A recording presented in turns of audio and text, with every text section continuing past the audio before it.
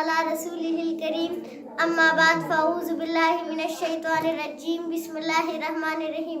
علم رکھنے والے اور جاہل برابر نہیں۔ آج میری زندگی کا بہترین اور خوشگوار موقع ہے کہ میں آپ کے سامنے کھڑی ہوں اور اپنے خیالات کا اظہار کر رہی ہوں اور اپنے رب سے دعا گو ہوں کہ یا اللہ اب یہ التجا ہے، کرم تو اگر کرے وہ باتیں زباں پر جو دل پہ اثر کرے، اور اپنے رب سے دعا گو ہوں کہ یا اللہ اب یہ التجا ہے، کرم تو اگر کرے وہ باتیں زباں پر جو دل پہ اثر کرے۔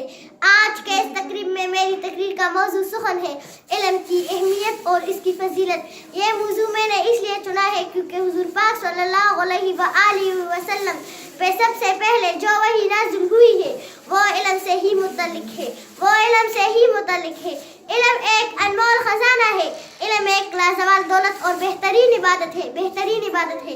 صاحب مشکات میں بہت ہی خوبصورت بات لکھی ہے کہ علم دل مومن میں ایک ایسا نور ہے جو مشکات نبوت کے چراغوں سے لیا گیا ہے۔ علم ایک ایسا نور ہے جو دل مومن کو تابندہ رکھتا ہے، علم ایک ایسا نور ہے جو دل و دماغ کو روشن بناتا ہے، علم ایک ایسا نور ہے جو نہ چاہنے والوں کے مستقبل کو سنوارتا ہے، علم ایک ایسا نور ہے جو نہ چاہنے والوں کو درخشاں بناتا ہے۔ اسی لیے سرور کونین مقام محبوب سردار دو جہاں حضرت محمد صلی اللہ علیہ وآلہ وسلم کا ارشاد ہے کہ علم کا حاصل کرنا ہر مسلمان مرد عورت پر فرض ہے۔ علم سعادت ہے، سعادت ہے، دولت ہے، بصیرت ہے، طاقت ہے۔ علم محترم سامعین اور حاضرین، علم ایک نور ہے، علم ایک کاوش ہے، علم ایک انمول خزانہ ہے، علم اطمینان ہے، علم ایک اکرام ہے، علم ایک سکون ہے۔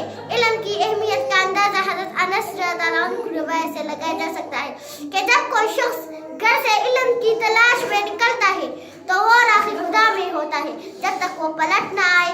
اگر ہمارا ارادہ نیک ہے، ہماری نیت خالص ہے، ہمارا عزم جواں ہے تو ہمارا یہ ایمان ہے کہ علم کی مقدس شمع نہ صرف ہمارے دل کو روشن کرے گی بلکہ ہمارے قوم و ملک کے مستقبل کو بھی روشن بنا دے گی، کیونکہ علم کی شمع کو روشن جو کیا کرتے ہیں، علم کی شمع کو روشن جو کیا کرتے ہیں زندہ رہتے ہیں، ہمیشہ وہ کہاں مرتے ہیں۔ وما علینا الا البلاغ۔